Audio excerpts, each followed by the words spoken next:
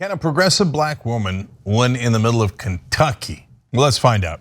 Representative Attica Scott is joining us now. She's a state rep, but she's running for the United States Congress in the 3rd District of Kentucky. Attica, welcome. Thank you so much. I appreciate you. No problem. So this is John Yarmouth's old seat. So presumably it is a Democratic seat. So for those of you who don't know, John Yarmouth is, of course, a Democrat. He retired, but I actually thought he was pretty good. Among the non-progressives, he might have been one of the better ones, but I'm sure you know his record way better than I do. But the point of that question, though, overall, Attica, is it still a solidly Democratic? Is there so much redistricting? That's why I asked. Is it still a solidly Democratic seat or no? It's still a solidly Democratic seat, and even more so with redistricting. It's about 60% Democrat. Okay, all right. And in redistricting, they make some of the districts way more Democratic, so they can stuff all the Democratic voters in one district, and so they can have an advantage in all the others. So, okay, good. So that means it's mainly about the primary. So you're the progressive in the race. First, let's just discuss why. So what are the issues that you're campaigning on that would give people confidence that you're the more progressive candidate in the race? Well, I was recruited by young people with the Sunrise Louisville movement here for years, asking me to run because they wanted a champion for climate action and climate justice. They wanted someone who supported the Green New Deal, and they knew it was me. I'm also supported by people in the west end of Louisville where I live, which is a predominantly black part of the city that's often ignored and left behind. And so they wanted someone who's going to stand up and fight for justice. And then folks in the predominantly white parts of the city in the East End support me because they want somebody who's going to fight for abortion access and not walk away from votes and stand up and be a loud voice for reproductive justice. So those are just some of the issues that I'm running on. So Representative Scott, I don't know much about your race other than what I've read in a couple of articles. But I'm going to guess blindly here that your primary opponent is a corporate Democrat who has tons and tons of money and is generally supported by the establishment. Well, he's got nearly $1 million, if not more, and is definitely supported by the establishment. That's been very clear in this race. Of course. Okay. So is there any indication of who's leading, what the status of the race is? So we have not done any polling ourselves. We do know that there was already an attack poll issued against us that attacked immigrants, attacked public education, attacked people who want police accountability. So it was a very ugly attack poll. But as far as the polling data that says who's ahead and who's not, we don't have that information. So what's your main pitch, both in the primary and to the general electorate in Kentucky?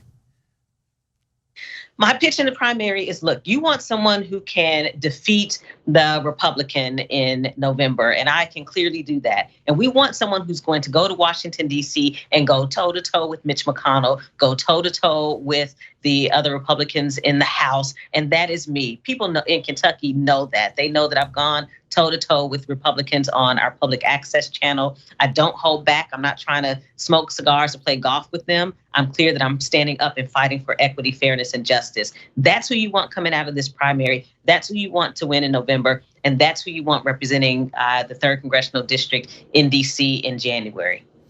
So in my experience, progressives fight Republicans way harder. And there's a reason for that. The reason the corporate Democrats, the conservative Democrats, don't fight the Republicans that hard is because they have the same donors. So they don't want to upset their donors who are also donating to the Republican, either specifically in that race or at large, right? Whereas progressives not taking the corporate PAC money don't give a damn about the feelings of the Republicans and their donors. So in a race like this, especially in a district that's 60% Democratic, and it sounds like, based on what you're saying, significant minority percentage in the district as well, you're definitely the more electable candidate. It's nearly inarguable, but my guess is people would argue it anyway. So, and I'm curious again, I don't know this. How's the media treating the race and treating you in your neck of the woods? Well, it shouldn't be a surprise that when I announced in July of last year that immediately there were attacks. But I've seen other Black women candidates for Congress say the same thing, sadly. And even when Congressman Yarmouth announced his retirement in October, there were still attacks on me being in the race. And so we have chosen not to try to run this race in local media. We're running this race on the ground in community, talking to our neighbors, knocking on folks' doors, showing up everywhere, because we know that's how we'll get to victory on May 17th. So now, Representative Scott, these days, honestly, the voting base has gotten so burned by Democrats not doing what they said. And the 6 progressives that are called a squad delivered at the end when they were the only ones that voted no on the decoupling of the infrastructure bill and Build Back Better. They were proven right, and they earned tons of loyalty and credibility by doing that. But everyone else listened to Democratic leadership. So we've seen a lot of progressives and people saying that they're progressive say, oh, I'm gonna fight, oh, I'm gonna do these progressive things. And then they get into Washington and Nancy Pelosi says no, and they immediately bow their head, immediately. So how do we know you're not going to do that? Well, I don't know how to do that. So when I served on Louisville Metro Council, I was able to get big legislation passed, like banning the box on job applications, restoration of voting rights, a living wage increase, became the first Southern city to raise the living wage. I sponsored those bills.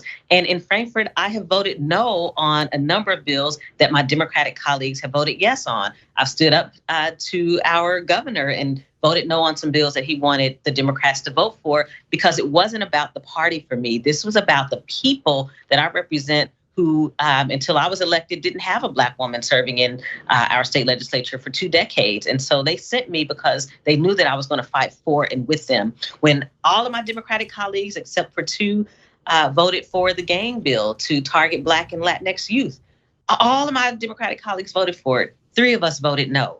So I'm not here for to be a stand for the Democratic Party. I'm here for the people who know what it's like not to be represented in the halls of government. All right, I love that kind of talk. AtticaForCongress.com. So you mentioned the living wage bill. Tell us more about that. What was that about in Kentucky? Definitely. So this was about 10 years ago, and at the time we were fighting for $10.10 an hour. And now we're trying to get 15, and we know that's not enough either. But we were fighting for $10.10 an hour. The mayor of Louisville did not support a $10.10 raise, and so he pushed back and fought us on that. And we ended up only being able to get a $1 increase, but we became the first Southern city to do so. And sadly, 2 years later, the Kentucky Supreme Court struck that down shortly after they asked for a raise for themselves and said that the state has to raise the minimum wage. So we fought. We got it, and for 2 years, people were able to make ends meet. So I read somewhere about 20 years. I forget if it's Kentucky hasn't had a Black woman represent them in U.S. Congress or in the state legislature for 20 years. But your win in the state legislature was already historic, right? And you talk about how you got the bill passed anyway, despite the objections on the living wage bill, et cetera. So how did you do all that? I mean, it's a kind of a funny, broad question, but because winning these races is not easy, especially when you don't have a ton of money and politics is not your background. So how did you wind up doing all those things? You're absolutely right. Politics is not my background. I'm the first person in my family to ever serve in office. I grew up in the projects of Beecher Terrace here in Louisville, but I made it my business. I knew that building Black political power in particular was one of the paths forward for us. And so I made it my business to get involved with politics. I was elected as the first Black woman in 20 years to serve in our state legislature, and we're about to make history again. I will be the first Democratic woman to ever serve from Kentucky in Congress, the first Black woman to ever serve from Kentucky in Congress. So we have the chance to make history. The reason why I was able to get those big bills passed at the local level is because I worked with my colleagues, both Democrats and Republican. We got unanimous support for ban the box, unanimous support for restoration of voting rights, because I went to my Republican colleagues and was able to talk to them about why these bills were important. Now, there's a whole lot of stuff we didn't agree on, and we go toe to toe over those, and that's just fine. But where we can agree, it was important to me for the people who would benefit from those bills for me to work with my colleagues across the aisle. Sorry, well, let me ask you a tough follow-up question then. Because, yeah, that might happen at the state level, but honestly, it's not gonna happen at the national level. If you go talk to your Republican colleagues, they're not gonna give you anything. They'll vote no, all of them, on all of the bills, right? But that's not even the real problem. The real problem will be your Democratic colleagues, people like Manchin and Sinema, and they will kill all of your hopes and dreams. Now, the current plan for the Democrats has been, okay, then surrender. What would be your plan? How in the world do you get $15 minimum wage passed when Manchin and Sinema say no? That's an excellent question, and you're exactly right. My reality in the state legislature has been that for my first 5 years in office, they didn't hear one bill by a Black person, not one. And there wasn't an outcry by my Democratic colleagues to say, this is blatantly racist. We have to fight that battle as best we could.